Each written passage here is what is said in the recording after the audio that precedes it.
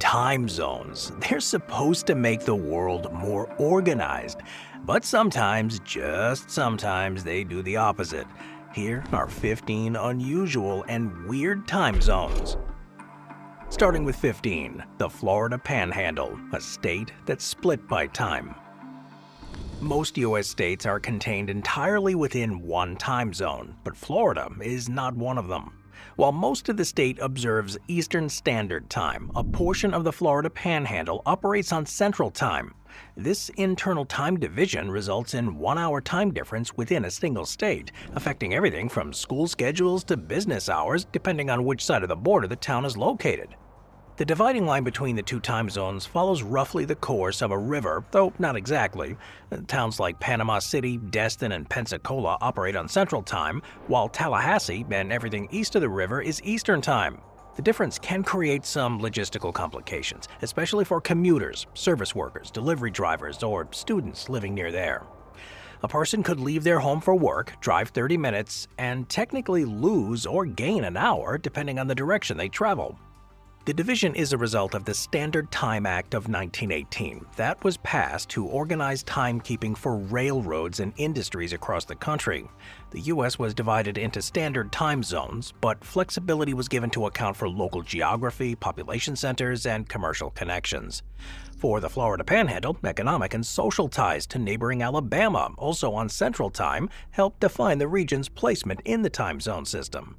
This time split has led to some peculiarities in local behavior. For example, television broadcasts and business hours may be aligned with either Eastern or Central Time, depending on the audience.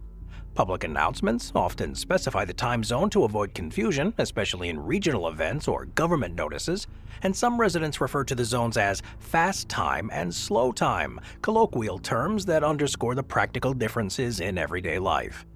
Tourism, too, can also create a little bit of confusion. A visitor booking accommodations in Panama City might check in on Central Time, but unknowingly plan events or flights out of Tallahassee on Eastern Time. GPS and devices in smartphones often just adjust automatically, but inconsistencies still happen, especially in rural areas near the time zone boundary where the signal strength can be spotty. In schools and government services, districts adhere strictly to their designated time zones, but coordination across the counties near the border can be pretty difficult. In some cases, school buses cross the time zone to pick up students, meaning a child may have to wake up according to one time zone, but attend class in another. Well, that sucks. This can lead to scheduling conflicts, especially during daylight saving times transitions. Despite all the complications, though, the division has been stable for decades. There have been occasional proposals to unify the state under one time zone, usually the Eastern Standard Time, but these efforts have gained little traction. The people of the Panhandle are generally accustomed to their own timekeeping and see it as part of their local identity. Florida isn't the only state with multiple time zones either. States like Oregon, Idaho, Tennessee, and Kentucky are also split up, but Florida is one of the few where the division is so highly visible. The Panhandle's long, narrow geography just amplifies the difference, making time management a daily reality for people who live or work near the boundary. So in short, the Florida Panhandle, it shows how time zones, while standardized on paper, are often shaped by human geography and economic relationships. It shows how something as universal as time can be relative within the same political boundary. Whether you're heading to a meeting, catching a flight, or watching the evening news, the answer to "what time is it?" depends entirely on where you're standing in Florida. Number 14. North Korea Time. For 3 years, North Korea operated on a symbolic and politically motivated time zone known as Pyongyang Time, which was UTC plus 8 hours 30 minutes. That was introduced on August 15, 2015. Now, this 30-minute offset was implemented to break alignment with South Korea, which was UTC plus 9 hours, and Japan, also UTC plus 9. North Korea reverted to UTC plus 9 in May of 2018, but the brief period of Pyongyang time remains one of the clearest examples of how timekeeping can be used for national messaging. The decision to create Pyongyang time was timed to coincide with the 70th anniversary of Korea's liberation from Japanese colonial rule in 1945. State media described the new time zone as a move to eliminate the legacy of the Japanese imperialists.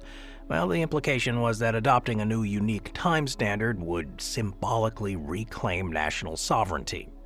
technically UTC 8 hours 30 minutes placed North Korea 30 minutes behind South Korea, breaking a decades-long synchronization.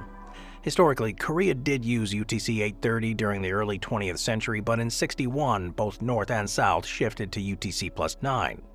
Well, North Korea's revision in 2015 was both a historical nod and a political gesture aimed at demonstrating independence. The practical impact of this change was minimal internally. North Korea operates under centralized control, and all civil functions just adjusted to the new schedule. However, for diplomatic affairs, border coordination at the DMZ, and international communications, the time difference created mild disruptions. Meetings between North and South Korean officials had to account for the half-hour gap, and time-sensitive cross-border communications were briefly complicated. Internationally, though, many scheduling and digital platforms had to account for this change. Operating systems and global time zone databases were updated to include the new offset, labeled as Asia Pyongyang.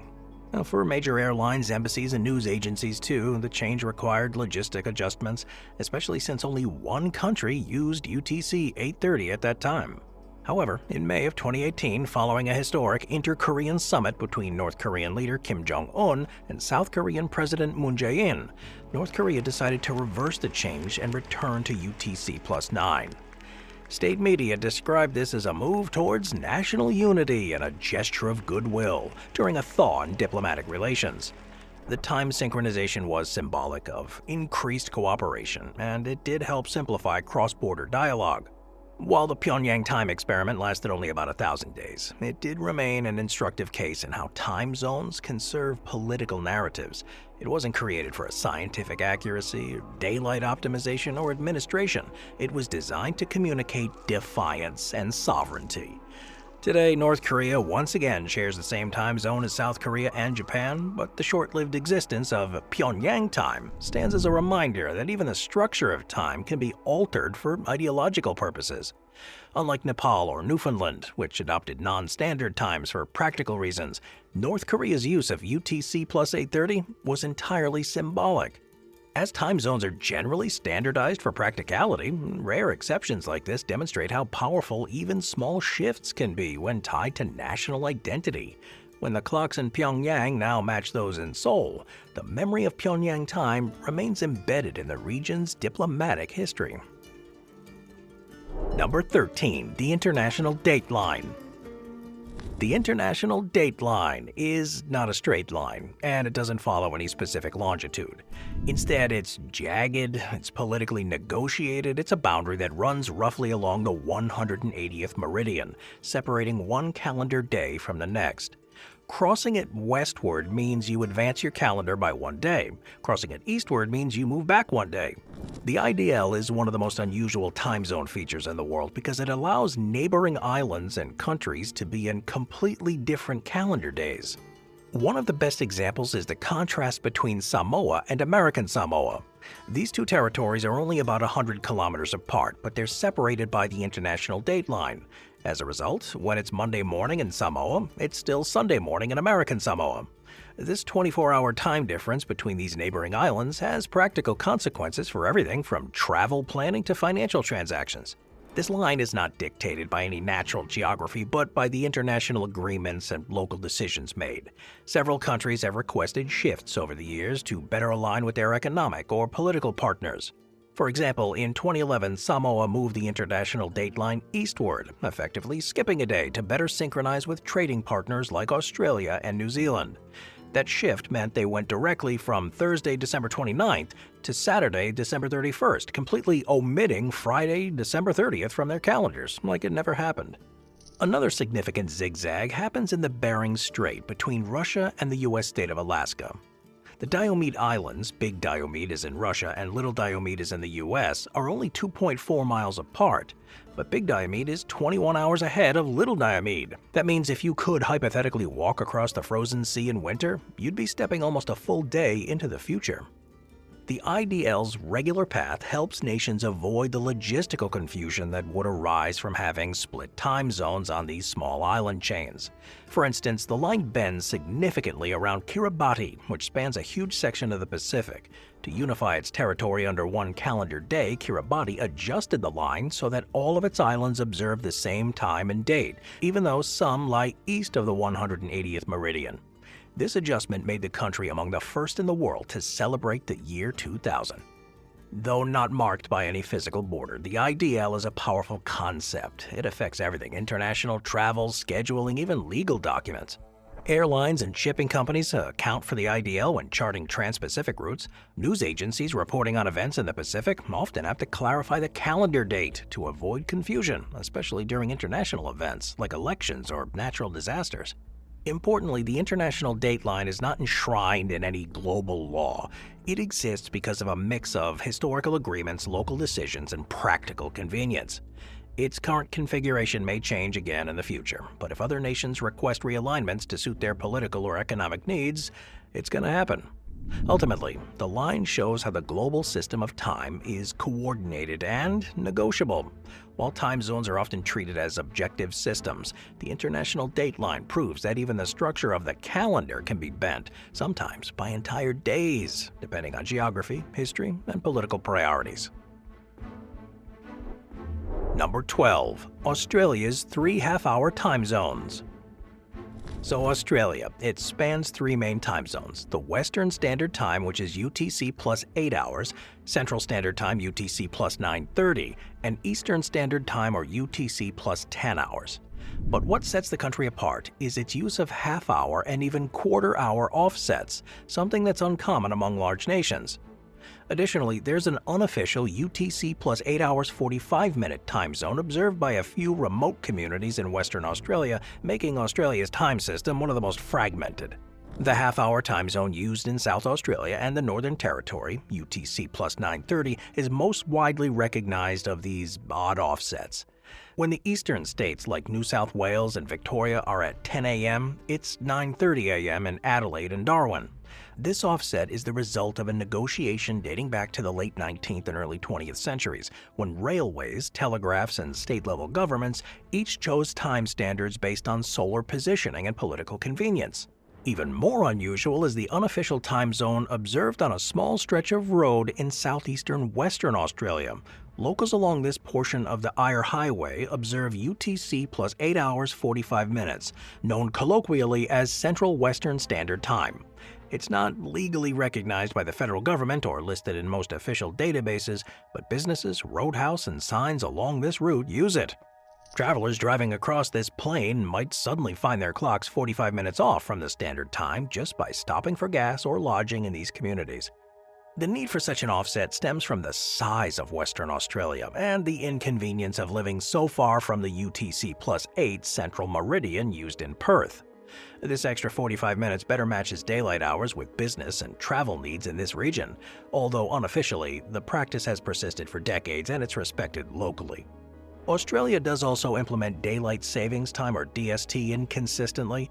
New South Wales, Victoria, South Australia, Tasmania, and the Australian Capital Territory all observe DST, while moving their clocks forward 1 hour in the summer.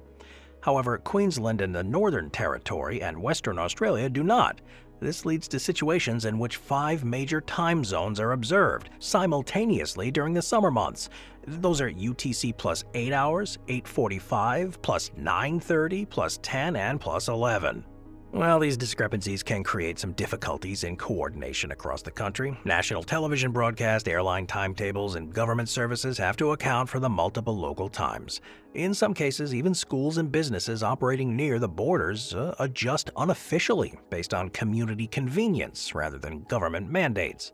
Digital infrastructure has adapted too, but not without complications. Older timekeeping systems often struggled with the plus 8:45 offset or just misapplied the DST rules, leading to scheduling errors in the email timestamps or server logs and appointment calendars. Australia's time system, man, and it exemplifies how geography, local control, and social preference intersect in timekeeping. While it may seem fragmented to outsiders, Australians are largely accustomed to this patchwork of zones and accept it as part of the country's huge scale and decentralized governance. For those driving across the outback, though, knowing which clock to follow might still depend on the closest gas station wall. Number 11. The Chatham Islands, UTC plus 12 hours 45 minutes. The Chatham Islands. It's about 680 kilometers southeast of mainland New Zealand. It follows one of the most precise and unusual time zones in the world, UTC plus 12 hours 45 minutes. This 45-minute offset places the island 45 minutes ahead of New Zealand's standard time, that's UTC plus 12 hours, and it places it 1 hour and 45 minutes ahead during New Zealand's daylight savings period. It's one of only a handful of time zones worldwide using quarter-hour increments, and the only one in active use within a New Zealand territory. Now, the Chatham Islands consist of around 10 islands, the largest being Chatham Island and Pitt Island, with small populations of roughly 600 people. Although remote and sparsely populated, the islands do maintain their own distinct time zone, known officially as Chatham Standard Time, or CHAST, and Chatham Daylight Time, or CHAD. The origin of the 45-minute offset dates back to the 50s, when local authorities sought a time standard that better aligned with sunrise and daily schedules. Rather than match mainland New Zealand time exactly or shift by a full hour, they adopted the 45-minute lead. The decision was formalized and it now consistently is observed in all civil activities, including aviation, education, and government services. The result is a time zone that often catches travelers and digital systems off guard. When booking flights or planning calls involving the islands, the 45-minute difference has to be entered manually in many calendar systems or devices. But despite the size, the Chatham Islands maintains full independence in timekeeping policy under New Zealand's oversight. During daylight savings time, mainland New Zealand moves to UTC plus 13, and Chatham shift is to UTC plus 1345, preserving that 45-minute lead. And that means for part of the year, Chatham Islands are among the first places on Earth to see the sunrise of a new calendar day, especially during the Southern Hemisphere's summer months.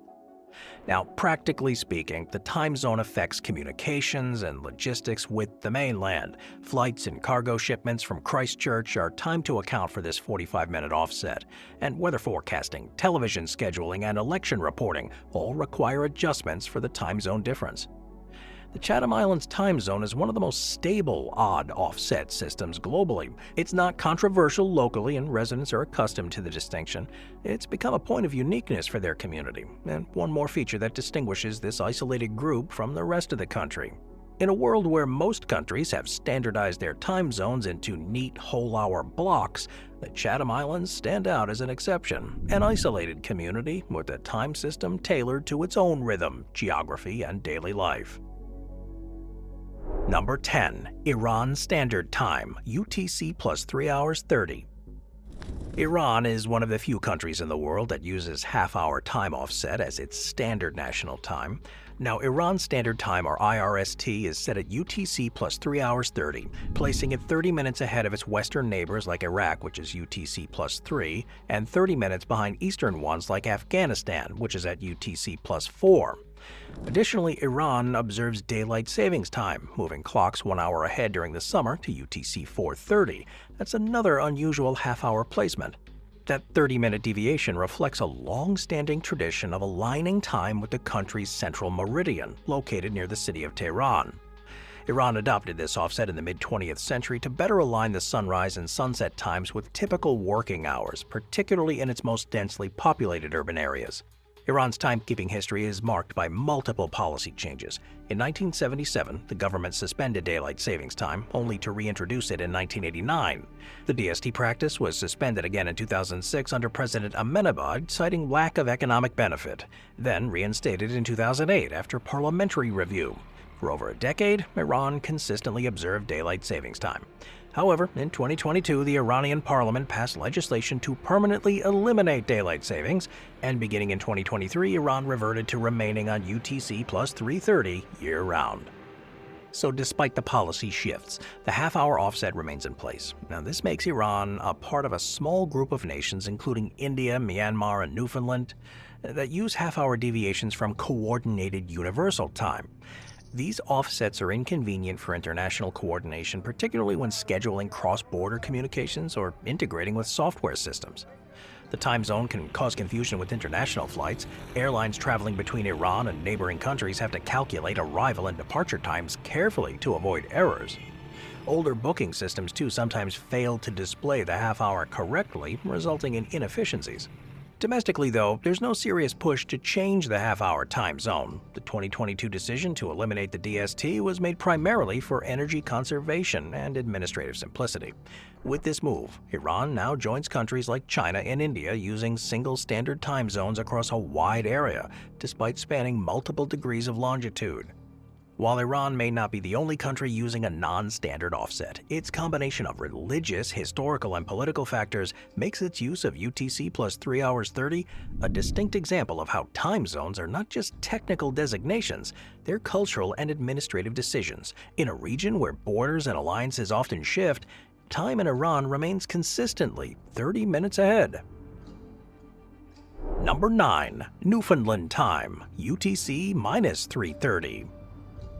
Newfoundland and Labrador, Canada's easternmost provinces, uses one of the most distinctive time zones in the Western Hemisphere, Newfoundland Standard Time (NST), which is UTC minus 3 hours 30 minutes. This half-hour offset is unique within continental North America and rarely seen globally. During daylight savings time, the province moves forward 1 hour to UTC minus 2:30, maintaining its 30-minute difference from neighboring provinces and the rest of Canada. The origin of this unusual time setting goes back to when Newfoundland was a self-governing British colony. Before joining Canada in 1949, Newfoundland had already established its own time zone based on the central meridian of 52.5 degrees west longitude, which aligns closely with UTC minus 3:30 offset. When the province became part of Canada, it retained this timekeeping convention as part of preserving its regional identity. Now, unlike most time zones that are offset by full hours from Coordinated Universal Time, that's UTC, Newfoundland's use of a 30-minute differential reflects its eastward geographic position. The result is that Newfoundland is 30 minutes ahead of Atlantic Time, or UTC minus 4, and 90 minutes ahead of Eastern Time, which is UTC minus 5, which includes cities like Toronto and New York. For most Canadians and travelers, the difference is initially surprising. When flying into St. John's from Halifax or Montreal, the time zone difference is not a full hour, but just 30 minutes. This does have implications from everything from flight schedules and television programming to national news broadcasts and sports coverage. Broadcasters and media outlets have to specify Newfoundland time separately to account for this offset. The offset does present some occasional challenges in digital systems, especially in older ones that don't recognize NST or have issues displaying or calculating non-standard offsets. However, the most modern systems and applications are fully compatible with Newfoundland time, and it is recognized in all international time zone databases. During daylight savings time, observed from the second Sunday in March to the first Sunday in November, the province then moves to Newfoundland Daylight Time, or NDT, which is UTC minus 2 hours 30. This further exaggerates the offset from most North American regions, making it one of the earliest places on the continent to experience the sunrise and sunset in summer. But the local population views the time zone as a cultural marker. It shows the island's historical independence, the geographic isolation, and the unique identity within Canada.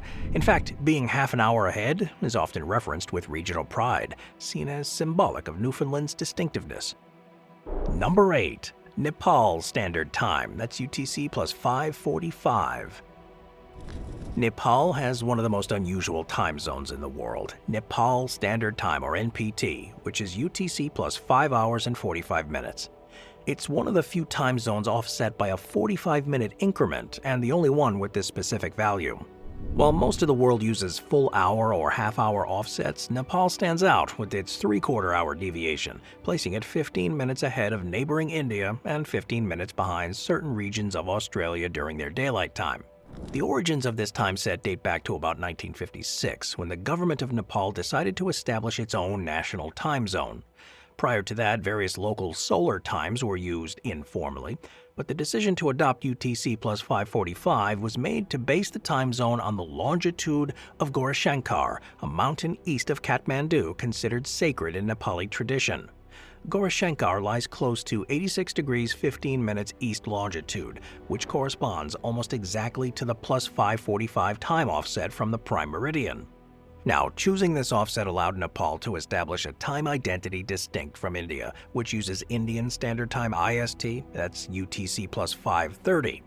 By setting its clocks 15 minutes ahead of India, Nepal emphasized its sovereignty and cultural independence during a period of national modernization. Although the 15-minute difference may seem minor, it's become a well-known symbol of the country's individualism. For travelers, though, the time change is rarely significant in practice, but it can be confusing. Flying from Delhi to Kathmandu, a distance of just about 800 kilometers, results in a time change of 15 minutes. Meetings scheduled with foreign participants sometimes need clarification to avoid misalignment, and phone operating systems and GPS devices do account for NPT, but older devices do misread it sometimes. Nepal is not entirely alone in using a non-standard offset. The Chatham Islands of New Zealand, for example, use UTC plus 1245, and some regions in Australia, like Lord Howe Island, use UTC plus 1030 or plus 1045 depending on the season. But among the mainland nations, Nepal's plus 545 is the most prominent and persistent. Oh yeah, and domestically, the time zone isn't really controversial. It's widely accepted. Most Nepalis grew up with this time standard and they're accustomed to its quirks. The government's decision to set the time to local longitude is scientifically consistent and symbolically meaningful. However, it does continue to complicate digital interfaces, international timekeeping, and even cross-border communications. Nepal's unique time zone has become part of its identity, both administratively and symbolically. It reflects a national historical effort to distinguish the country. It also stands as one of the clearest examples that timekeeping, even in the age of satellites and automation, is still influenced by national priorities and cultural values. Moving on to number 7. China's single time zone, UTC plus 8, across an entire continent. So despite the huge geographic width, China operates on only one official time zone, China Standard Time CST, which is set at UTC plus 8 hours. This means that from the eastern city of Shanghai to the far western borders of Tibet, covering more than 5,000 kilometers, every clock in the country shows the same time. Geographically, China spans at least 5 standard time zones based on longitude, but for political simplicity, it uses only one. This practice has been in place since 1949, following the establishment of the People's Republic of China. Before that, during the Republic of China period, multiple time zones were in use. However, the new government chose to unify the country under a single time standard to promote national unity and simplify their administration across provinces. The time zone chosen was based on Beijing, the national capital, which lies close to the 120-degree east meridian, corresponding to UTC plus 8. As a result, the farther west one travels in China, the more the solar time diverges from the official time. In Urumqi, the capital of the Xinjiang Uyghur Autonomous Region in far western China, solar noon, when the sun is at its highest point, can occur as late as 3 p.m. local time. Sunrise and sunset times are similarly offset, with daylight starting much later than the clock time would suggest. To adapt to this discrepancy, many local communities, especially in Xinjiang, observe what is informally known as Xinjiang time, which is UTC plus 6 hours, 2 hours behind official Beijing time. All public transportation, banks, airports, and official institutions still operate on China Standard Time, though. This dual system creates some confusion, really for travelers and outsiders. A restaurant may open at 10 a.m. Xinjiang time, while the trains arrived based on Beijing time. Coordinating meetings or planning logistics in regions like Kashgar or Hotan require clarification about what time is being referenced. China's use of a single time zone across a huge landmass is rare.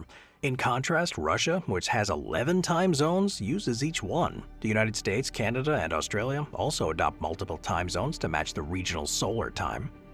The effects are not just purely administrative. The time zone choice has been a source of cultural tension, particularly in regions with strong ethnic identities like Tibet and Xinjiang. Critics argue that forcing a uniform time system marginalizes local traditions and it further centralizes power. Supporters, on the other hand, argue that policy simplifies governance and strengthens national cohesion. Despite the issues, though, China shows no indication of reverting to a multi-zone model. The infrastructure and digital platforms across the country are deeply integrated under the UTC+8 standard. In a world where most countries try to align clock time with local sunlight, China's system is a powerful example of how political goals can override geographic logic, making it one of the most unusual time zone arrangements in the world. Number 6. India Standard Time, UTC plus 5 hours 30. India operates on a single time zone. It's known as Indian Standard Time, or IST, which is set at UTC plus 5:30. What makes this unusual is not just the use of that half-hour offset, that's already rare, but the fact that a country as wide as India, stretching nearly 3,000 kilometers east to west, uses only one time zone for its 1.5 billion people. The decision to adopt the UTC plus 5:30 was made during British colonial rule, and it's remained in place since independence in 1947. The central meridian used to define the IST passes near Allahabad, 82.5 degrees east longitude, close to the longitudinal center of the country. Now, this time offset is precisely halfway between UTC plus 5 and UTC plus 6, hence the 30-minute difference. Geographically speaking, though, India spans more than two standard time zones, which means there is a significant divergence between clock time and solar time, especially in the northeast and northwest. It's the northeastern states like Arunachal Pradesh and Assam. Sunrise can happen as early as 4:30 a.m., and the sun may set before 5 p.m. Meanwhile, in Gujarat or Rajasthan, on the far western edge, sunrise is much later and daylight extends well into the evening.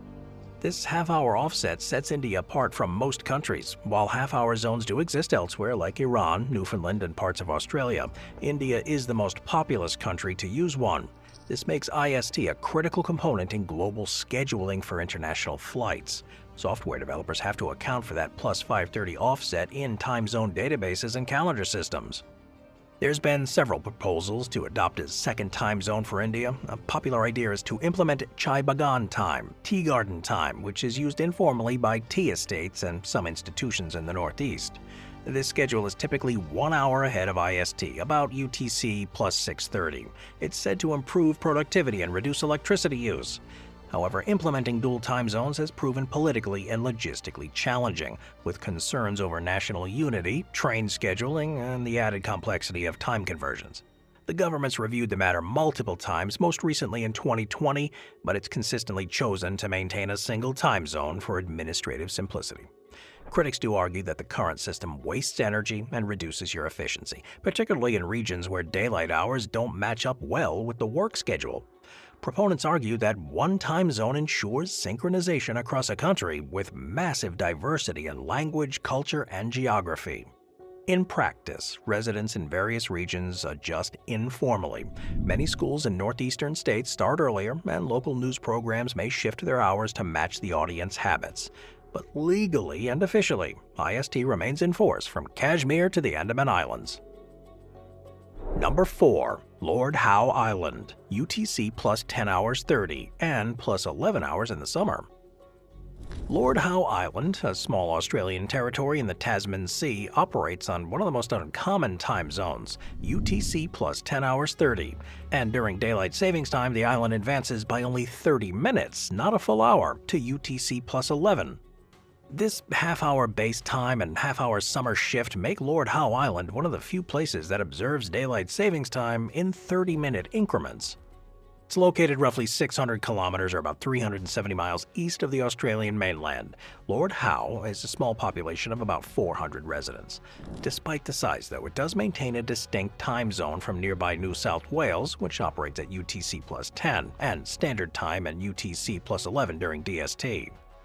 But the island's unusual timekeeping is primarily rooted in its longitude and its desire to maximize its usable daylight. The plus 10 hours 30 offset was adopted to reflect the local solar time more accurately than mainland Australia's full hour standard. The additional 30 minutes ensures that sunrise and sunset align better with residents' daily routines. When Australia begins daylight savings time in early October, most of New South Wales shifts from UTC plus 10 to UTC plus 11. Lord Howe Island, already at UTC plus 10 hours 30, shifts only 30 minutes, effectively matching the rest of New South Wales at UTC plus 11 during the summer. This system allows the island to maintain its unique solar alignment year-round without drifting too far from the timing of the mainland. It's not uncommon there for tourists or visitors to show up late or early to events or transport services due to misunderstandings. Well, despite the technical hurdles, the system works well for the local people. Businesses, schools, transportation services, they're all aligned with the plus 1030 baseline. Flights to and from the island, which are primarily connecting through Sydney, clearly specify the time zone difference, and airlines adjust schedules accordingly. Lord Howe Island, it's not alone in using a half-hour base time either. Places like India are plus 5:30 and Newfoundland minus 3:30 do the same. However, it is almost entirely unique in its use of a 30-minute daylight saving shift. Most places don't either observe DST at all or just adjust clocks by a full hour. The time zone is officially recognized in Australian government documentation, and it's supported by major international timekeeping databases. It is considered part of Australian Eastern Standard Time for administrative purposes, though functionally it operates on its own unique schedule. Lord Howe's timekeeping policy, it just shows how even tiny communities can just tailor time to suit their local needs. Number 3. Venezuela, UTC minus 4 hours 30 and then UTC minus 4. Between 2007 and 2016, Venezuela operated on one of the world's most distinctive time zones, UTC minus 4 hours 30. Unlike most countries that use a whole hour or half-hour offset, Venezuela's choice of a 30-minute offset behind neighboring Colombia and much of the Caribbean made it one of the few places in the world with such an uncommon setting. The decision to implement UTC minus 4 hours 30 was made by the then President Hugo Chavez, who announced the change in December of 2007. The state reasoning was twofold: to help children wake up with daylight and to assert a sense of national identity. According to the Venezuelan government, shifting the clocks back 30 minutes would align better with the natural daylight hours of the country, especially in areas like Caracas, where sunrise would often happen after 6 a.m. during parts of the year. Before the change, Venezuela was aligned with the UTC minus 4 hours, the same as the neighboring countries like the Dominican Republic and much of the Eastern Caribbean.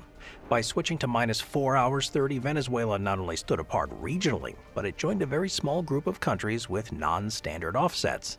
This made scheduling and coordination a bit more complex, both domestically and internationally. But at the practical level, the change did bring minor benefits to certain groups. Students reportedly had more daylight in the mornings, reducing the need for artificial lighting before school. The government also claimed energy savings would result from better alignment with daylight hours, although independent studies produced mixed findings. However, the time change created logistical issues. Some older operating systems and scheduling software weren't designed to accommodate this unusual 30-minute shift. And the change sparked political criticism, and some viewed the shift as arbitrary or just ideologically motivated. The decision was made unilaterally by the executive branch, without extensive consultation or even public input. Detractors argued that the offset served more as a symbolic statement of national uniqueness than a practical improvement. In May of 2016, under President Nicolas Maduro, the Venezuelan government reverted the country back to UTC minus 4 hours. The reason this time was economic. Venezuela was experiencing a severe energy crisis worsened by droughts affecting the Guri hydroelectric dam. Officials claimed that returning to UTC minus 4 hours would reduce energy consumption by extending daylight in the evening. Unlike the 2007 shift, the 2016 revision had a clearer utility rationale, and it was implemented during a national state of emergency. Nevertheless, though, it marked the end of Venezuela's 9-year experiment with one of the most unusual time settings in the world. Number 2. Afghanistan, UTC plus 4 hours 30. Afghanistan operates on Afghanistan Standard Time (AFT), which is set at UTC plus 4 hours 30. This half-hour offset places it exactly midway between the standard time zones of UTC plus 4, used in countries like the United Arab Emirates and Azerbaijan, and UTC plus 5 hours, used in Pakistan and Uzbekistan. It is fewer than one of a dozen national time zones globally that use half-hour deviations. The choice of UTC plus 4 hours 30 is primarily based on geographic considerations. Afghanistan spans longitudes roughly from 60 degrees to 75 degrees east, and its central meridian is at 67.5 degrees east, corresponds closely to the plus 4.5 hour mark from the prime meridian. This alignment places solar noontime, when the sun is highest in the sky, close to 12 p.m. across the country, ensuring more natural march between clock time and daylight patterns. The use of the half-hour time zone was formalized during the 20th century, and it does remain consistent throughout Afghanistan. They maintain a single national standard time for all provinces and cities from Kabul to Herat and Kandahar. Although the time offset is technically logically based on geography, it introduces some complexity in international scheduling. Older systems, particularly in the early days of computerized scheduling, often defaulted to the nearest full-hour zone, creating the potential for errors. For example, a flight leaving Islamabad in Pakistan, UTC plus 5 hours, and then landing in Kabul would reflect only a 30-minute time difference, despite being an international journey. Similarly, a satellite broadcasting schedule, international news report, and cross-border logistics ops must all be taken care of to correctly apply the half-hour discrepancy. But despite all the technical considerations, Afghanistan is not considered moving to a whole-hour zone. The current time zone aligns well with the country's solar rhythm, which is especially important in a largely rural and agricultural society. There is no daylight savings time here in Afghanistan, simplifying timekeeping compared to countries that adjust clocks seasonally. Neighboring Iran also uses a non-standard offset, UTC plus 330, that further illustrates how this region of the world has opted for customized time standards based on local needs. Domestically, the half-hour offset is unremarkable. Residents are used to it, and all institutions operate accordingly. It's only when interacting internationally that the time zone draws attention, especially in software development, where Afghanistan has to always be entered as a special case. Number 1. Kiribati, the country that moved time. The island nation of Kiribati made one of the most dramatic time zone changes in modern history when it shifted the international dateline in 1995, effectively moving time to unify its territory. Before the change, the country was split by the dateline. The Western Islands were 1 day ahead of the Eastern Islands, which caused confusion and made national coordination pretty difficult. To solve this problem, the government moved the dateline eastwards, a rare and globally significant adjustment so that all of Kiribati could exist on the same calendar day. Kiribati is a vast Pacific nation made up of 33 atolls and islands, spread across more than 3.5 million square kilometers of ocean, straddling both sides of the 180th meridian. Before the change, the islands in the Gilbert Group operated on UTC plus 12 hours, while the Phoenix and the Line Islands, lying to the east, were on UTC minus 11 hours or minus 10 hours. This created a bizarre national situation. When it was Monday in the Gilbert Islands, it was Sunday or even Saturday in the Line Islands. That made it nearly impossible to manage national holidays, radio broadcasts, or flight schedules. To fix this, the president announced that the eastern half of Kiribati would shift forward by 24 hours, meaning they would effectively skip a day. This change went into effect on midnight on December 31, 1994, and the nation began January 1, 1995 as a unified country, all on the same calendar day. This move placed the Line Islands, including Kirimati, the Christmas Island, on UTC plus 14, the world's earliest time zone. No other country had previously used UTC plus 14, and to this day, Kiribati remains the only one. This new alignment meant that Kiribati's easternmost islands became the first places on Earth to enter a new day, making Kirimati Island the first one to see the sunrise of the new millennium in the year 2000. The international dateline, though, unlike lines of latitude and longitude, isn't fixed by any natural geography. It is an artificial construct, and countries can choose which side of the line they wish to observe. Kiribati's move was fully legal under international law, though it did cause some confusion initially. The implications of the change were largely symbolic, though. Kiribati didn't physically move its territory or adopt a new calendar system, it simply realigned its islands' clocks. Today, the nation is divided into 3 time zones, UTC plus 12 for the Gilbert Islands, UTC plus 13 for the Phoenix Islands, and UTC plus 14 for the Line Islands. That arrangement still represents one of the widest spreads of time within a single country. But now all of Kiribati operates on the same calendar day, with no date straddling between its eastern and western regions.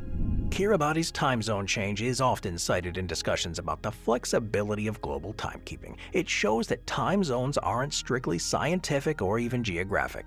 They reflect the national priorities and practical needs of the country. In a world increasingly reliant on synchronized systems, Kiribati's move remains one of the most creative and unusual timekeeping decisions any country has made.